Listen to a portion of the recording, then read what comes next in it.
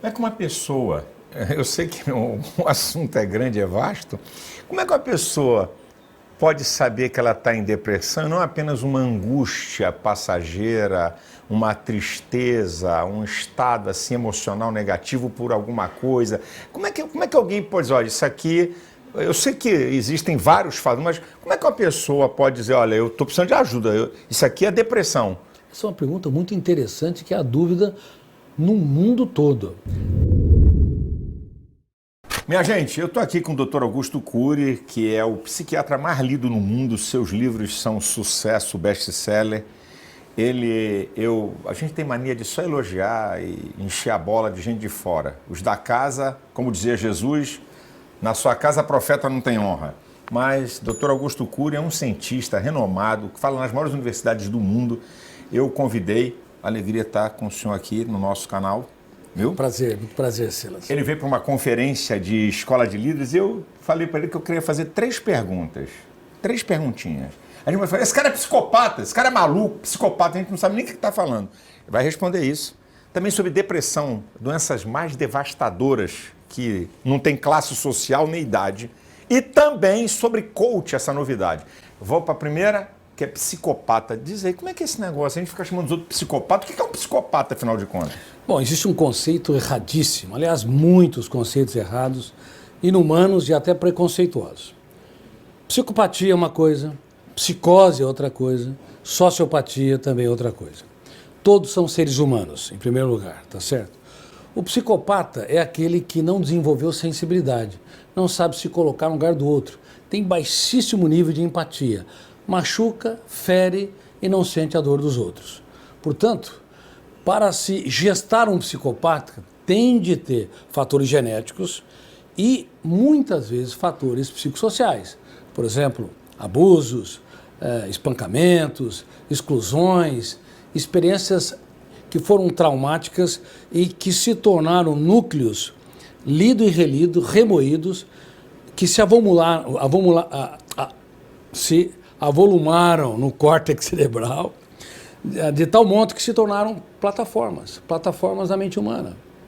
Aí essas pessoas, elas podem cometer crimes, assassinar, elas podem pressionar, elevar o tom de voz constantemente e não se preocupar com a dor do outro, elas podem ter viés sexual, onde há abusos, sem nenhuma consideração pelas consequências do seu comportamento. Vejam aqueles que abusam de crianças. Um pequeno abuso, o mínimo que seja, uma vez, pode fazer com que um fenômeno inconsciente, chamado biógrafo do cérebro, ou fenômeno RAM, registre uma janela killer duplo P. Isso pode fazer com que uma criança se torne um adolescente encarcerado e um adulto que não consiga desenvolver relações sexuais prazerosas, tranquilas. Bom, psicopatas que são abusadores inveterados ou esporádicos, psicopatas que são agressores eventuais ou contínuos, eles causam um desastre nas relações interpessoais. Mas os psicopatas forjados na infância são diferentes de psicopatas forjados socialmente por radicalismo religioso, radicalismo ideológico, por ideologias exclusivistas. Adolf Hitler, ele teve uma mãe muito generosa. A mãe queria que ele fosse um músico. O pai queria que ele fosse um artista plástico. Ele era um funcionário público. Não havia na história de Hitler traumas que justificassem ele se tornar um dos maiores psicopatas da história. Mas se tornou pelo viés da Segunda Grande Guerra, se tornou também porque ele foi rejeitado na escola de Viena quando foi fazer concurso para se inscrever na escola de pintura, e o professor, ao invés de abraçá-lo, apoiá-lo, teríamos talvez um artista plástico sem relevância, talvez até medíocre, mas não um dos maiores psicopatas da história. E também o partido nazista, que era exclusivista, violento e que tinha um viés para ferir e considerar judeus Então, como psicopata se bactérias. desenvolve, então, não é apenas uma herança genética. Não apenas herança genética. Aham. Você vê, no caso de Hitler, ele se tornou um psicopata funcional. Ele não tinha base na formação da personalidade, mas na vida, como adolescente, como adulto, ele desenvolveu a psicopatia. Esses podem chegar ao poder. E chegam ao poder e podem devastar uma sociedade. Agora, qual a diferença entre um psicopata e um sociopata? O sociopata, ele transgride as regras sociais, mas tem sensibilidade. Ele pode andar em altíssima velocidade, ele pode ser uma pessoa que, nas relações entre pais e filhos, grita, se exaspera, mas depois tem sentimento de culpa, que errou e falhou. Ou ele pode se tornar um filho inconsequente, que usa drogas, por exemplo, crack, e não pensa nas consequências, seja o futuro, nas relações com seus pais. Bom, ele transgrediu regras, mas tem sensibilidade. Você não pode considerar um sociopata como um psicopata, como todo mundo, ou como muita gente, milhares de pessoas e até profissionais de saúde mental. O psicopata, ele não tem afeto natural. Ele não tem afeto natural. Às vezes tem afeto localizado. Certo. Isso não quer dizer que um psicopata não chore. Sim. Ele pode, eventualmente, até chorar. Mas o arrependimento dele não é um arrependimento capaz de levar a uma mudança de agenda. Perfeito. É uma pessoa que tem experiências emocionais fugazes. Agora, uma pessoa portadora de uma psicose é um ser humano que rompeu os parâmetros da realidade. Pode ter ideias de perseguição ou paranoia, pode ter delírio de grandeza, um grande personagem na história, mas não tem o pensamento voltado para o desenvolvimento de um raciocínio mais lógico. Tem cura? Dentro da... Não tem cura? Se controla? Para isso que o senhor falou, para essas três aí. Olha, nós não usamos a palavra cura na psiquiatria. Sim. Tá? É possível um psicopata se reorganizar? Isso. Eu vou te falar. Teoricamente, sim. Muita gente na psiquiatria acredita que não. Não. Mas é possível. Só que um psicopata que desenvolve consciência crítica, porque machucou e feriu uma criança, se ele desenvolveu de fato, ele pode tentar o suicídio, porque ele levou um ser humano no caos. Um psicopata que machucou ou feriu o seu parceiro ou parceira, a mesma coisa. Isso vale para sociopata também, a mesma coisa? Vale a mesma coisa. Uma pessoa que desenvolve consciência crítica, empatia, capacidade de colocar no lugar do outro, ou capacidade de pensar antes de reagir, se ele desenvolver várias janelas ao longo de um processo terapêutico, ao longo de um treinamento, ou até mesmo, no presídio, embora o presídio não é um ambiente para corrigir psicopatia e nem sociopatia. Aumenta tanto as janelas traumáticas ou killers que aquilo que se há de pior se cristaliza. Certo. Por isso que os presídios do mundo todo precisam ser reciclados. Mas reitero, Silas, é muito importante que o espectador saiba. Se nós tivermos sucesso de ajudar um ser humano a recobrar sua consciência crítica, sensibilidade, generosidade, compaixão, o risco dele cometer suicídio é grande. Porque se realmente ele mudou, ele vai sentir a dor dramática de quem feriu. Bem, vamos aqui com o Dr. Augusto Cury, que é um psiquiatra, quer dizer, um cientista, alguém que tem domínio do assunto que nós estamos falando, e eu vou partir para a segunda pergunta, que é sobre uma das doenças mais terríveis, que não escolhe raça, condição social, cultura, idade, que é a depressão, e ele vai falar sobre isso aqui, que eu sei que é vasto, a gente está aqui de maneira bem sintética, mas é importante, como é que a pessoa pode lidar com isso, como é que ela pode sair disso, né? As fontes para poder vencer a depressão. Então, ele vai dizer para você, te dando uma orientação que eu tenho certeza que vai ser bênção para a sua vida, para você, não que você esteja depressivo, mas para você ajudar alguém, talvez, que você conheça, que esteja num quadro depressivo e que você vai poder auxiliar. Porque eu sei também, antes dele responder, que tem níveis de depressão, que terapia medicamentosa, tem um conjunto de coisas que se juntam, certo? Para poder ajudar essa pessoa. Ele vai falar sobre isso. A depressão é o último estágio da dor humana. Só sabe quem sente. Existem vários tipos de depressão. Na verdade, é uma doença com múltiplas facetas e com vários sintomas. Existe a depressão distímica, que é aquela pessoa que sempre foi pessimista, mórbida. Se faz sol, ela reclama, se chove, ela reclama. ela não consegue se abrir, respirar liberdade, ela não consegue relaxar e tem um estado de tristeza que se perpetua ao longo do tempo porque não consegue fazer das pequenas coisas um espetáculo aos seus olhos. Esse tipo de depressão, por incrível que pareça, tem menos risco para o suicídio, embora seja uma depressão que acompanha o processo evolutivo da personalidade. Agora, a depressão maior, que é um outro tipo, que atinge pessoas que sempre foram alegres, motivadas, sociáveis, gostam de festas e jantares, mas de repente, por fatores exógenos, por exemplo, uma perda de emprego, uma falência, uma crise financeira, falência conjugal, uma crise financeira, uma humilhação pública, enfim. Injustiças, exclusão, humilhação social. Aí o fenômeno RAM, registro automático da memória, vai arquivar uma janela traumática ou killer duplo P, com duplo poder. Poder de ser inesquecível e poder de ser lida e relida.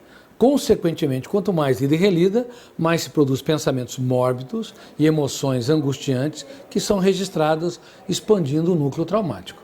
Por isso que a depressão maior tem não apenas isolamento social, às vezes perda do prazer de viver o libido, hipersensibilidade a pequenos estímulos estressantes, mas também os níveis de ansiedade são maiores. E isso nos preocupa muito, porque é uma pessoa que não esteve adaptada minimamente ao estado de tristeza. Então, quando ela é abarcada por uma crise depressiva, ela pode atentar contra a sua vida, sabendo que toda pessoa que pensa em morrer tem fome e sede de viver, e por isso que nós desenvolvemos o primeiro Programa Mundial de Gestão da Emoção para a prevenção de transtornos psíquicos e suicídios, chamado Você é Insubstituível, www.vocêinsubstituível.com.br. Inclusive, Você é Insubstituível, claro que não tem um acento, não é, .com.br.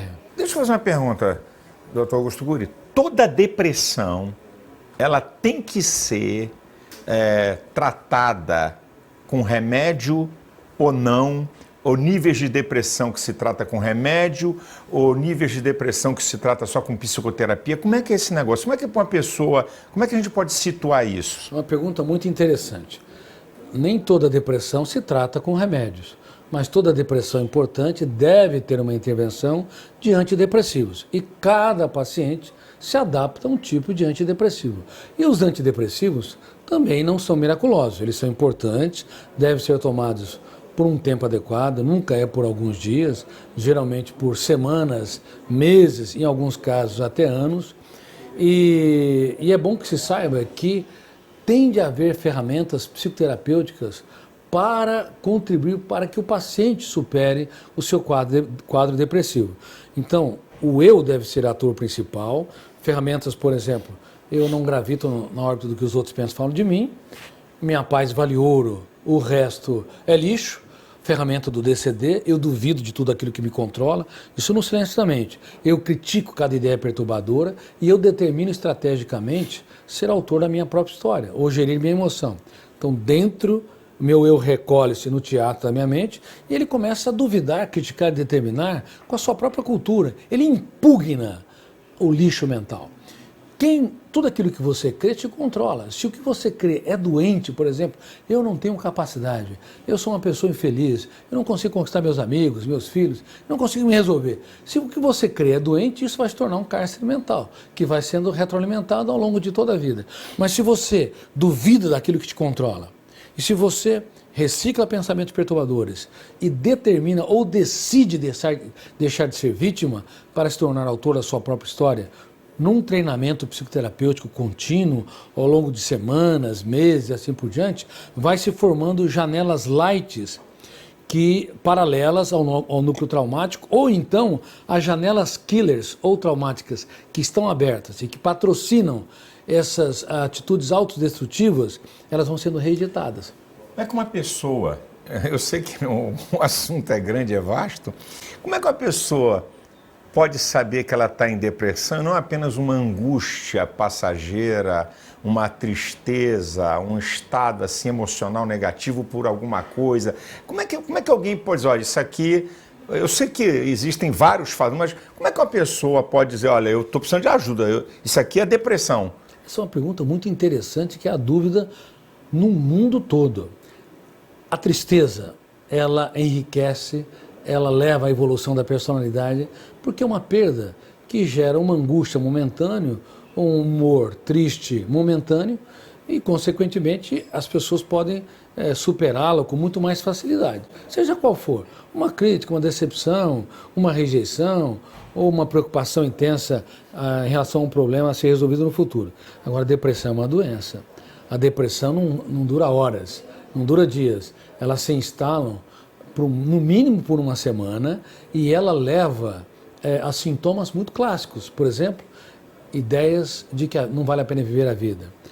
Ideias de que não consegue se superar, ideias suicidas.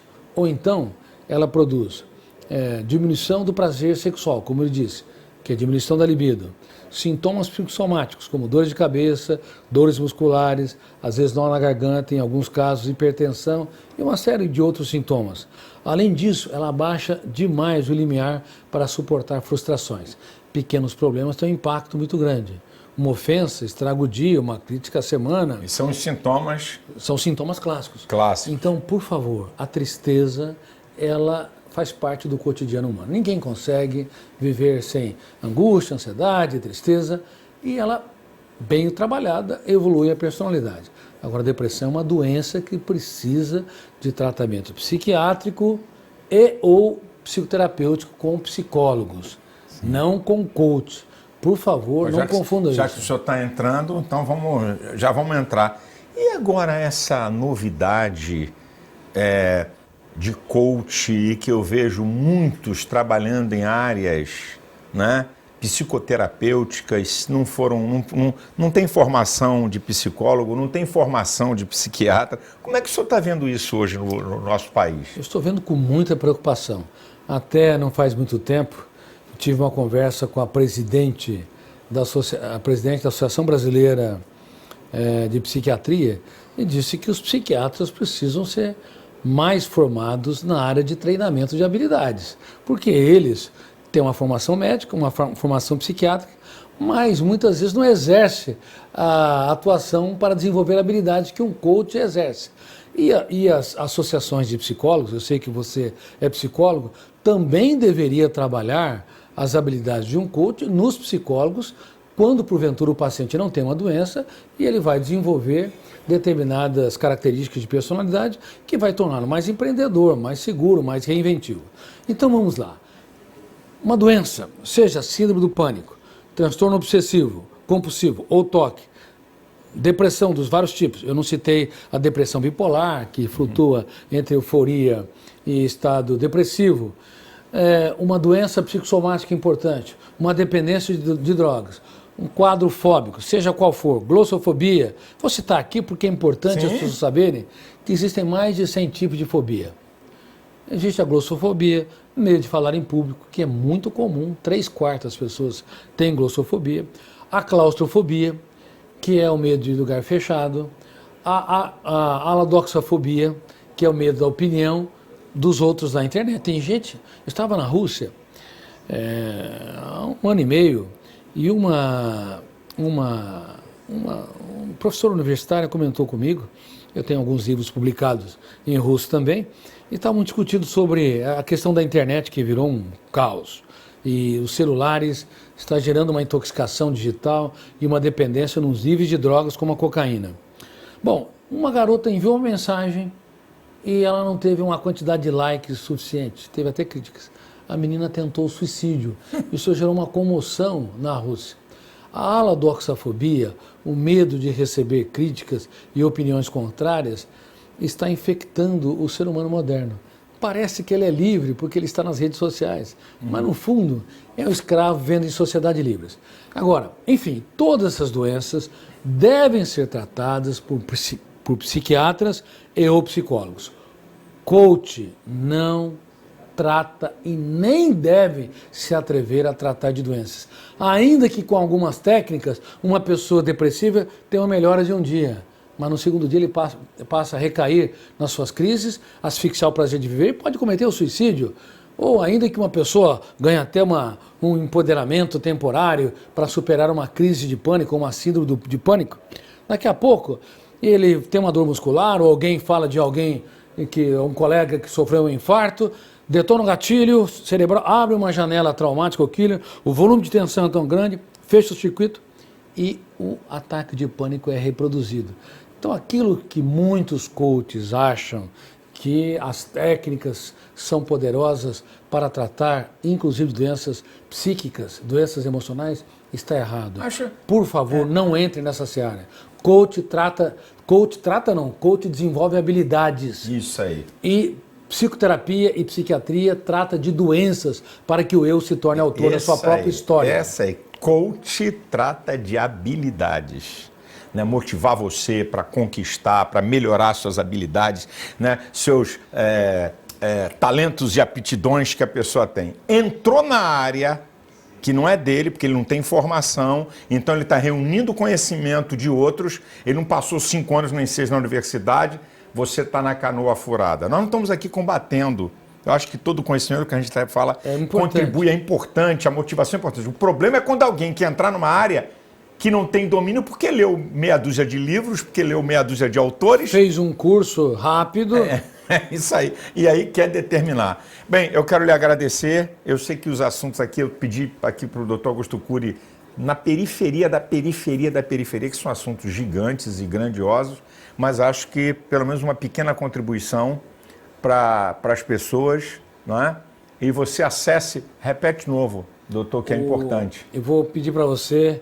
Então, acessar o programa Você Insubstituível e, quem sabe, se tornar um embaixador dele. É 100% gratuito. Reitero, www.vocêinsubstituível.com.br e você pode acessar também os cursos, como Gestão da Emoção Definitivo, Mulheres Equilibradas e Emocionalmente Saudáveis, como gerenciar a sua ansiedade. Está no site www.estounocontrole.com.br. Por favor, tenha um caso de amor consigo mesmo. Se você não aprender a namorar a sua vida, você nunca vai conseguir namorar alguém de verdade. Muito obrigado, doutor Augusto Cury. Deus lhe abençoe. Um abraço para você.